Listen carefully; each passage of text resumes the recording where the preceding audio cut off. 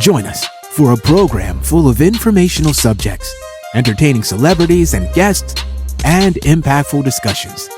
It's time for Speak, Sing, Eat with your host, Pastor Danny Hudson.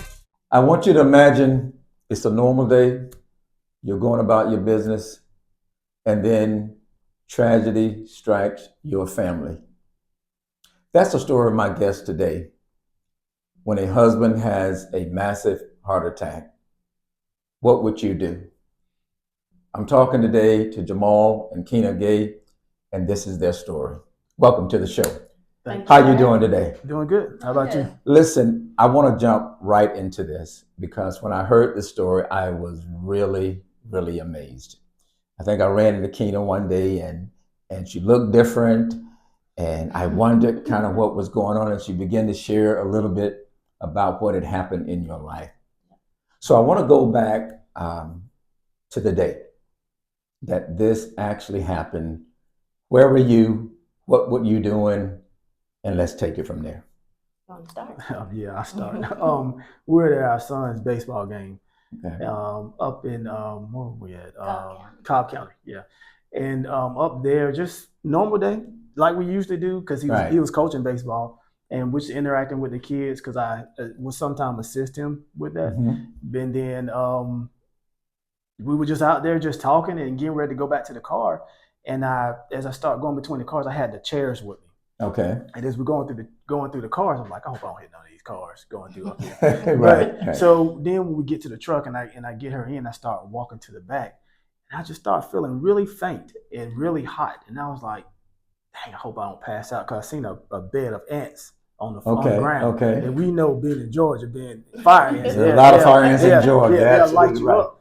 So I was like, I hope I don't pass out back here. For some reason, that's just where my mind What was it hot that day? It was kind of like it is right now. It was just a mild day, just a nice day. And then so as I got into the truck, I was just like, I don't feel good. So I crunk up the AC, and I was like, that's not really helping. So I had a bottle of water. Okay. And then so I said, hey, I'm hot. So I start pouring it on me, and she said, "You can't do this," because I'm very meticulous about my truck. And then so she was just like, "Wait, that's a man thing, ain't it?" That's her thing. Yeah. So I was very meticulous about it, and then so I started pouring the water on me. She said, "What are you doing?" I said, "I am hot," and I just couldn't. I felt like I'd been running a marathon. Wow. And I was dehydrated, and I just couldn't gather myself. And then so my son was outside the truck, of course, and he was talking to some of the parents or the kids and everything.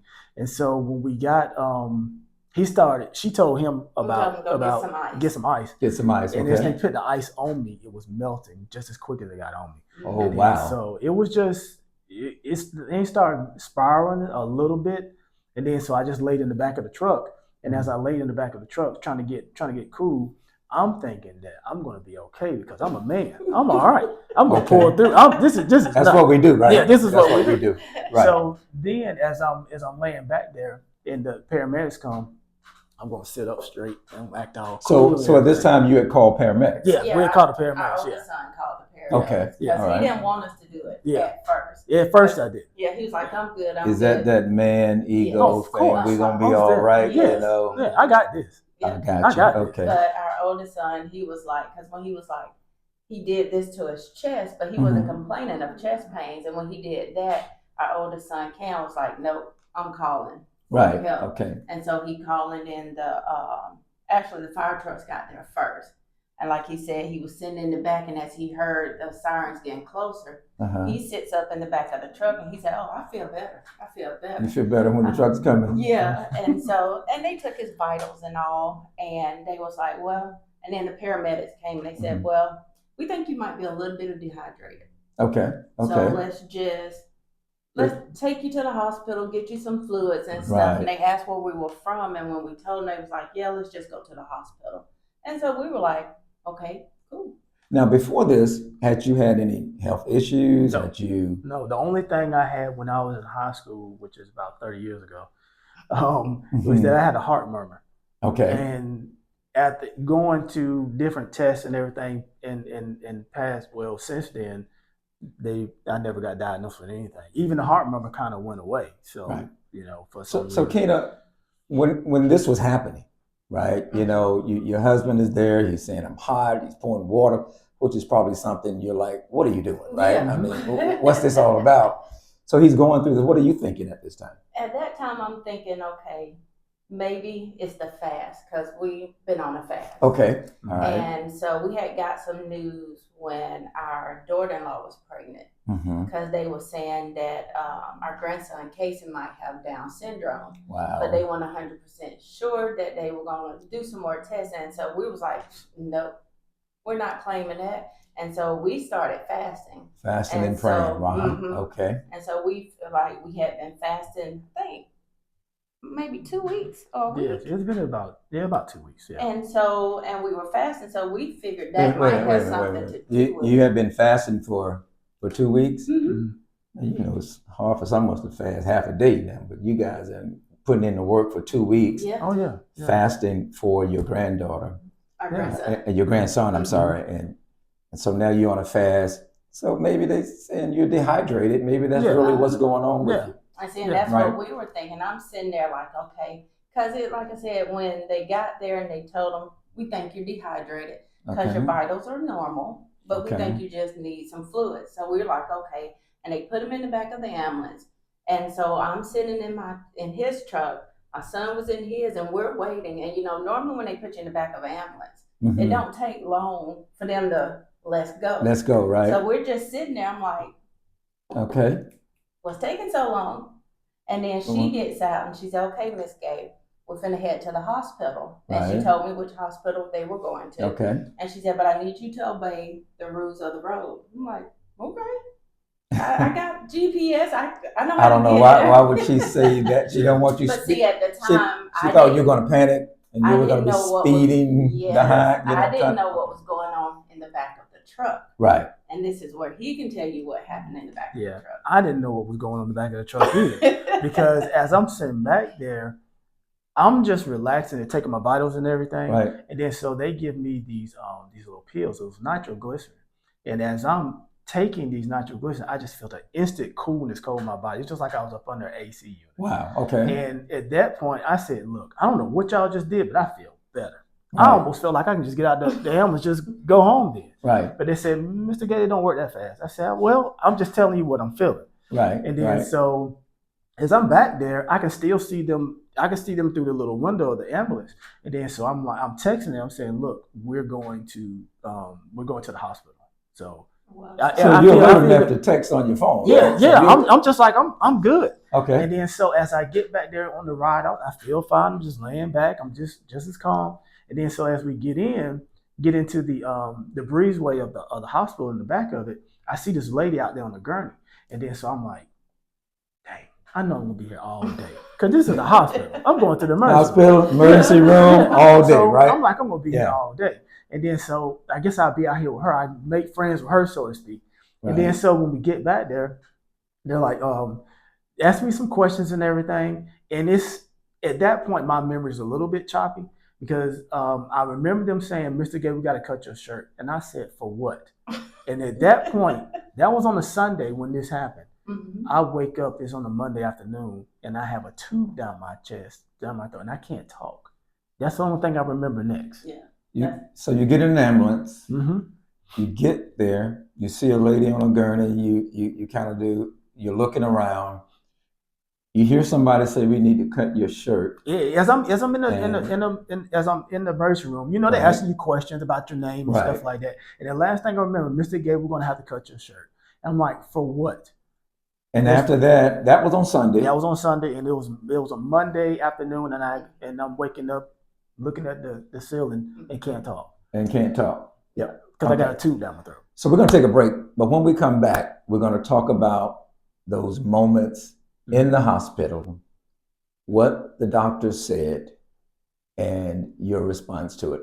And I want to talk about the details of a heart attack, because those two words in itself brings fear on people. Oh yeah. All right, we're going to talk about it when we come back. We'll be right back.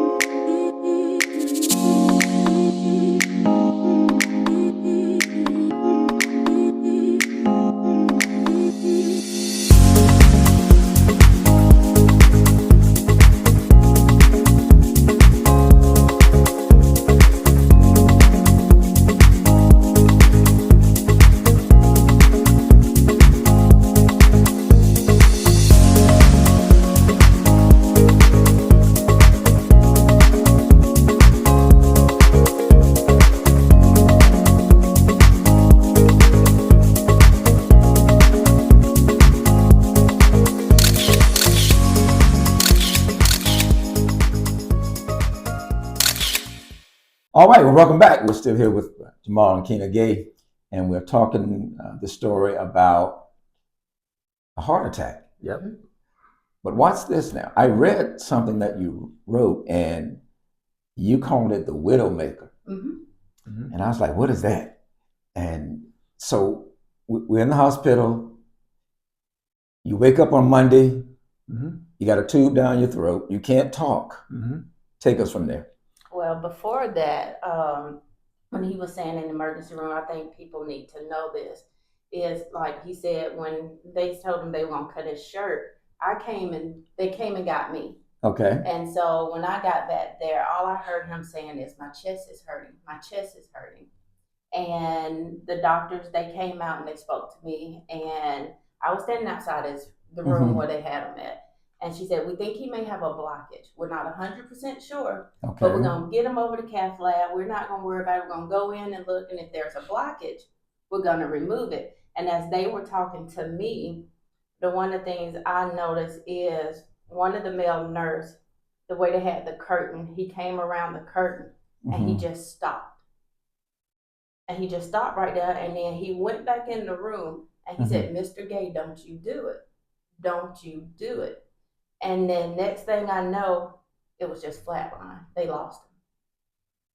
So when he's saying, don't you do it, what is he talking about? Him finna die. Because to me, I think that was God speaking to him, because that man didn't see anything because he was standing outside the curtain. Wow. There was no flat line. The machines and stuff was beeping just fine. Wow. And when he walked back in there, he said, don't you do it. And then he coded. And so then they started working on him. And I'm sitting there watching as they're doing the chest compression, as they're shocking him, and they just keep shocking him, and there's nothing. Wait, let me back up, because so we're going from maybe you're dehydrated to now you have a tube down your throat, you can't talk, to somebody saying, hey, don't do it. To you saying, my chest is hurting, my chest is hurting. Well, yeah, the tube down the throat part was the aftermath. She's just telling you her perspective of when I was in the emergency room. Yeah, because remember he said it was stuff he doesn't remember seeing. That's the stuff I don't remember. He doesn't remember saying my chest is hurting. So you don't remember saying that? He doesn't remember none of that. Wow, okay. And with them working on him, trying to get him back, all I remember was I was standing there and I felt like I was on the outside of a window looking in as they were working on him. And then so you could see this because I seen him die. So because many times when they're doing this, they'll put people out of the room and they say you can't come in here. No, at that time they was like, when that happened and they heard it, the two doctors was talking to me. You had the cardio nurse practitioner and then the emergency room doctor. Okay. And as they was talking to me, and when the cardio nurse practitioner heard what the nurse said, she was talking and then she just stopped and she looked and then she said, I'll be back. And she went in, then the emergency room doctor went in, and I'm just standing there. And you're just watching. And I'm just watching. And I can just see as they shock him how his feet just goes up and then it comes back down.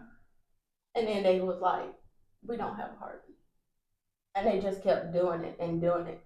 And then it was just like, I just dropped.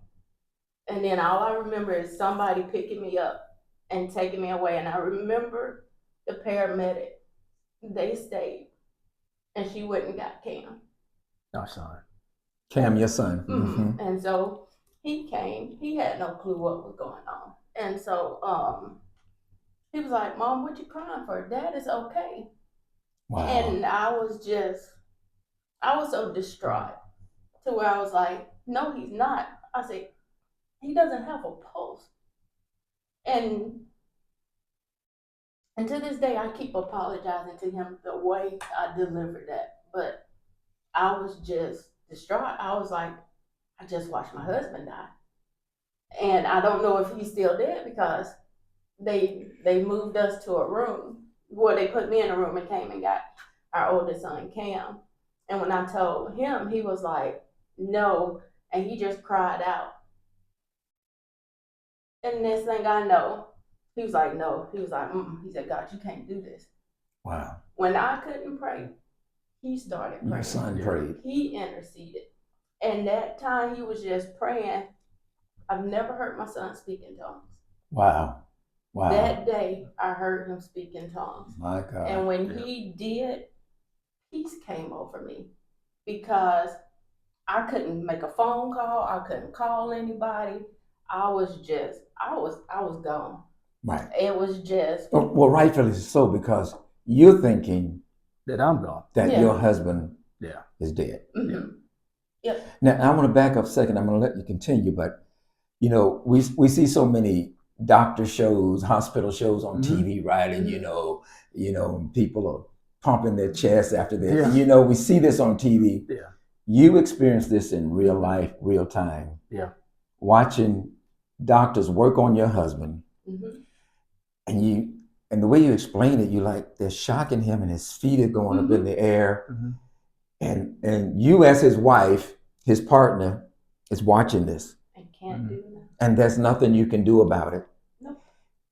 But you expressed this to your son, and you're saying that you couldn't pray, but when you couldn't pray, he did. You had somebody instead to pray. Yeah.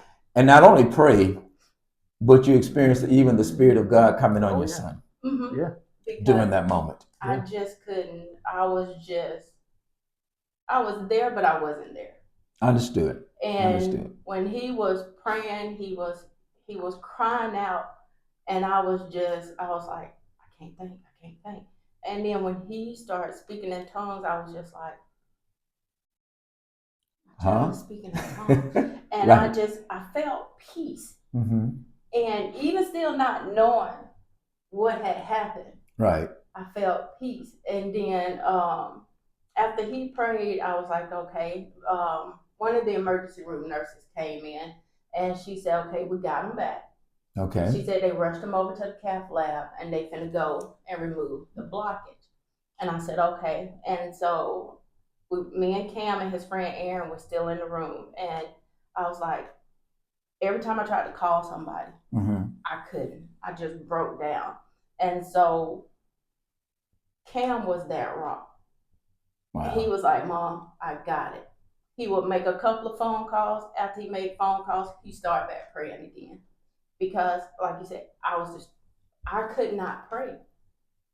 I could not call upon my Heavenly Father at that time because of what I seen. Wow. And I felt as though he was gone. And even when they came back and told us they got him back, it was just like, that's all you told me. No other information, nothing else. And so he made the phone call. My mother-in-law and daughter-in-law and our other son, Jalen, came up. His brother and our sister-in-law and some other family came up. And we were just waiting in a room for hours, not knowing anything. No word. No word, just waiting. Just waiting. And then one of the paramedics, she came in, and we didn't know they had stayed at the time. We thought she was gone. And so she came back in, and she said, I just want to let you know. She said, everything is good. And I was like, you still here? She said, we asked our boss if we could stay because we wanted to be here. Wow. And she had been pregnant. And so she said, but he's good. They got the blockage out, and she said he had the widowmaker. And she told us that. Had you heard that term before then? No, I hadn't. So, I heard it. You'd heard it before. I'd never heard it. I read it in your post, and I said the widowmaker. Now, I get the concept of it, but I never heard that before. And she said this to you, and you said you've never, but you said you've heard this before. I've heard of it. I guess heart issues run in our family to a degree. So, me, I just kind of research a little bit, not deep research, but I've heard of the widowmaker before. Never would I thought in a million years that I would have anything like that happen, especially at my age. And given the way the size I am now, it's the size I've always been, basically. I don't smoke, I don't drink, I don't do anything that you would think a typical person, I say typical, person would who would have a heart attack. Right. But it didn't matter. None of that mattered. None of that mattered. No, because on that day it was just something that was just supposed to happen, and it did. So her perspective is, quite different from mine, because while she's looking at all this, I'm just going through it and don't even know any of it. I don't remember any of that. I don't remember the chest pains. I don't remember any of it. So, because I'm amazed that you're saying that you were saying my chest is hurting, but you don't recall ever saying that at all. Wow. Even from the nurse's perspective, they said it took, what she said, 8? It took 8 of them people to hold me down, because I was fighting everybody. Now, I'm having a heart attack. How am I fighting everybody? Okay, that's my question. If you're having a heart attack, to me, it seems like that you're just kind of... You're out. You're gone. You're out. You're gone. You can't really do anything. Yeah. No, he was on the table, and they were trying to hold him down because he kept moving. And you would have think, when I seen him, I'm like, did they pour water on him? Because he was just soaked. But later they told us that was just his body just sweating. But they was trying to hold him down. Wait, it took 8 people to hold him down. That when my nurse practitioner came in, the first thing she said, "I would hate to see you in a dark alley." Yeah. I'm like, what are you talking about? Right. I didn't know what she was meaning by that. But of course they end up explaining it. But I don't remember any of that. None of it. Now I think, and you can correct me if I'm wrong, but I think when we talked about this before, they said that you had died like 3 times. Oh, well, that's what we had found. That's what they told us at first. Yeah. But later on, we found out it was actually more than that. Yeah, more than 3? Yes. Yeah. They lost the actual surgeon who put my stent in. He said he lost count. Yeah. Now, when you're doing medical records as a doctor, you have to document everything. Yes. And for you to say that you lost count, he lost count. He said he. Okay, let's be clear here. He lost count of the fact that while you were in the hospital, you died multiple times. Yeah, I'm coding. They coded you as deceased or whatever they call it, right? More than you lost count. He lost count. He lost count. He said at that time he was focused more on trying to save him versus trying to be like, okay. Because he said what he would do, he would work on him, then he would code, then they have to stop. Then they have to bring him back. Once they got him back, he'll start back working again, then he code again. And then they have to keep working on trying to get him back. And it kept going on so much to where he was like, he just lost count. And then one of the things they told us was, even when they put the stent in and opened it up, he died. Yeah. What I'm thinking here is that sometimes people in the hospital and they go through this or whatever, and let's just say the 3rd time it happened to you, they could have said, well, that's it. We can't do anything else for him. Yeah. But in this story, there's a son that's praying when a mother can't pray. There's a nurse that's praying. So you have medical folks praying for you. You got your son praying for you. Family praying. And family is praying for you. So even though the doctor has lost count, it would seem that God had something totally different in this situation. Yeah. And so when we come back, what I want to talk about is when did you wake up and realize what had happened to you, and then what you guys have done since then. Because I know you've changed your eating and some things like that. So we'll talk about that when we come back. We'll be right back.